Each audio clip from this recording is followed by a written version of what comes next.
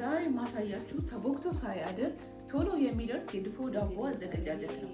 እስከ መጨረሻው ተከታተሉ። ዱቄታችን እኔ እዚህ ጋር የተጠቀምኩት 3 ኪሎ ዱቄት ነው። ከፍ ያለ ዳቦ ስለማጋግር ማለት ነው። 1 ኪሎም 2 ኪሎ መጠቀም ትችላላችሁ።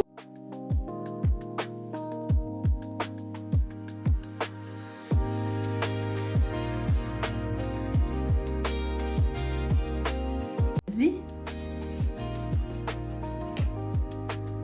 3 ሾርባ ማንኪያ ስኳር አድርጌያለሁ። እርሾ 3 ኪሎ ስለሆነ እሱንም 3 ማንኪያ ነው የምናደርገው። 1 ኪሎ ከሆነ 1 ማንኪያ ማድረግ ነው።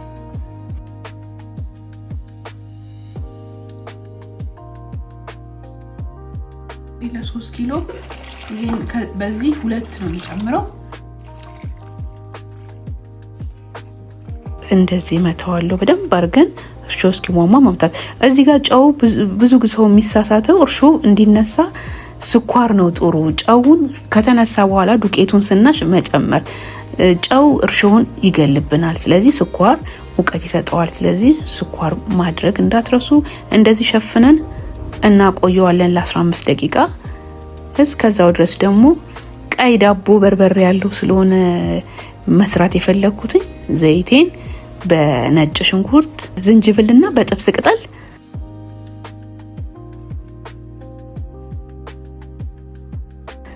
እንደዚህ አነጥረዋለሁኝ።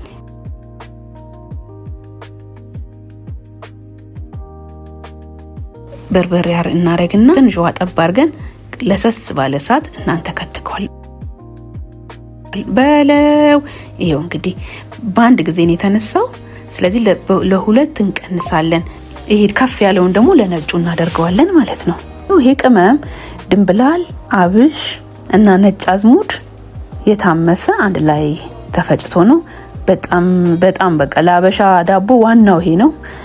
በሌላ ጊዜ የስንዴ ዳቦ ጋግሬ ያሳያችኋለሁኝ። እና በዚህ አሁን ምንም ውሃ ሳንጨምር ዱቄቱን በደንብ አድርገን እናሸዋለን። መጨረሻ ላይ ሊጡ መሆን ያለበት ለስለስ ያለ ነው፣ ውስጡ ክፍትፍት እንዲል ማለት ነው። አይደርቅም። 2-3 ቀን ቢቀመጥ በቃ ፍትፍት ያለ ዳቦ ነው የሚሆነው።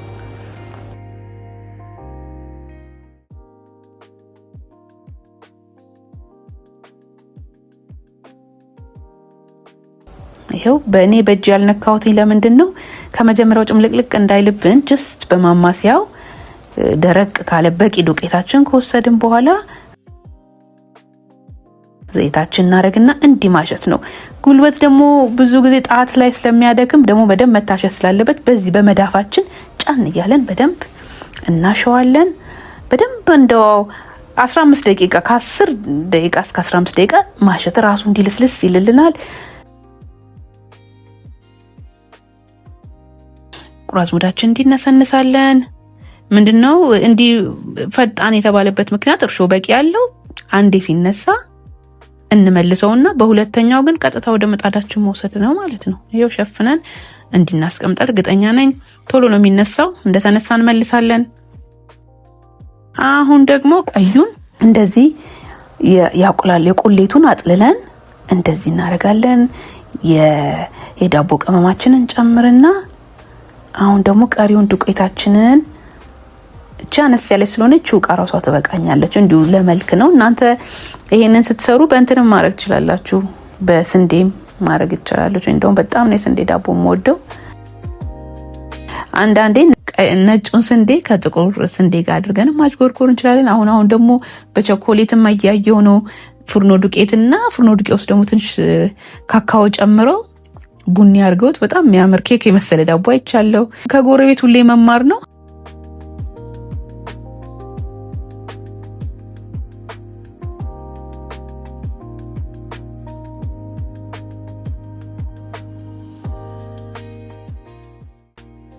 ቡና ጠጭነቴን አመሰክራለሁ። እንዲህ አይነት ሁሉ ያለች ቡና ነው።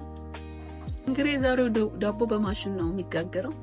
ድሮ ግን እኛ መጥባል ሲሆን ኩበት ግዙ ይባል ነበርና ዛንስ አካባቢ ገበያችን አጎዛ ነበር የሚባለው። ይሄ መተባበር ምግብ ቤት ምናምን ትንሽ ወረድ ብሎ አሁን ኡራኤልና በካዛንቺስ መካከል ነውና ኩባ የምንገዛበት እንዲህ ወንዝ ሁሉ ተሻግረን ነበር አጎዛ ገበያ ውስጥና ምንም አይመስልም። እኔ አሁን ሳስበው እንደዚህ የከብት ካካ ይዞ እንደዚህ መሄድ ምናምን ከሆነ ይኑር ገበያው እስካሁን አይኑር አላውቅም፣ ግን ለኛ ልጅ ሆነን እንደዚህ የሚለን ወይ አዋሪ ገበያ ነው ወይም ደግሞ አጎዛ ነበር።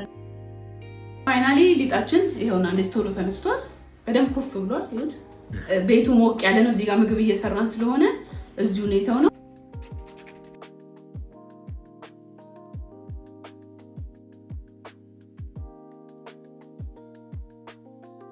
ከሁለቱም አድርገን ስለሆነ ቀላቅለን ስለሆነ የምናደርገው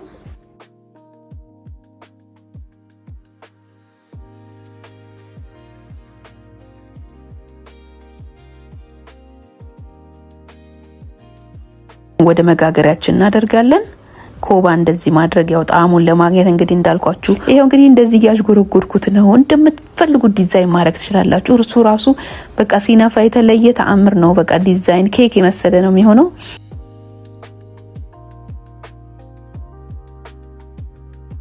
አሁን ሊጣችንን አስተካክለናል። ትንሽ ሞቅ እናደርገውና 5 ደቂቃ ሞቅ እናደርገውና ኩፍ ሲል እንለኩሳለን። ከታች እንለኩሳለን ማለት ነው። ይሄ ምጣድ የሌጆ ምጣድ ነው። በጣም ቆንጆ ምጣድ ነው።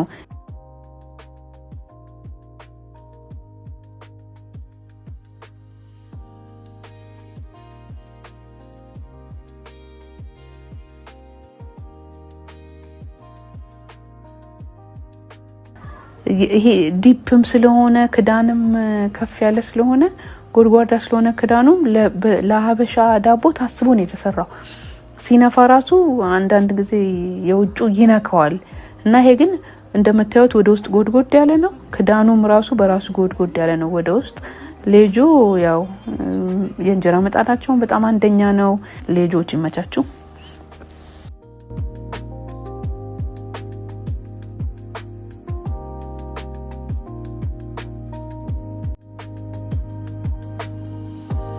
ከታች ለኩሰናል። 20 ደቂቃ ከቆየ በኋላ የላይኛውን ደግሞ እንለኩሳለን። እንደነገርኳችሁ ሙልሙሏን እንደዚህ አድርገናል። ኦቨናችን ውስጥ እሷ ትደርሳለች።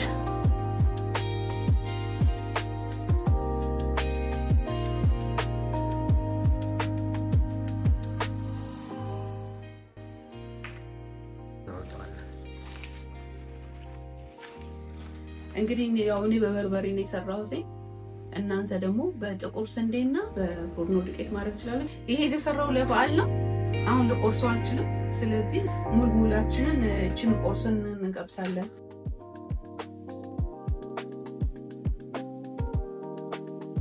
እንግዲህ ዳቦ ይሆንና ይሄንን ይመስላል። እንደወደዳችሁት እርግጠኛ ነኝ።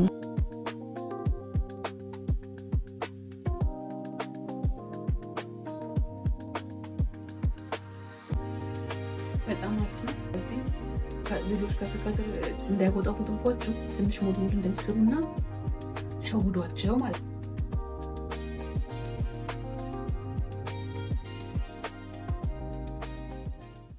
እንደተመለከታችሁት ይሄን የመሰለ ድፎ ዳቦ አዘጋጅተናል። በሚቀጥለው ደግሞ ምን እንድሰራላችሁ እንደምትፈልጉ ኮሜንት ላይ ንገሩኝ። ቻው ባይ